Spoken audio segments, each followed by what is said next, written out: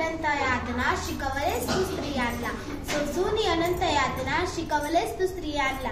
धन्य धन्य होतो आम्ही थोरवी तुझी गाताना, धन्य धन्य होतो आम्ही थोरवी तुझी गाताना.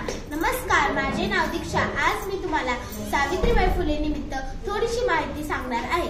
ती तुम्ही शांत चित्ताने ऐकावी हीच माझी नम्र विनंती. सावित्रीबाई फुले या भारतातील पहिल्या महिला शिक्षिका होत्या.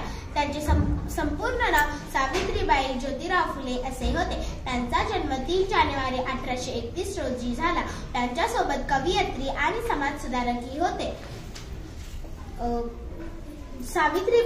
सावित्रीबाई ज्योतिराव फुले यांचा विवाह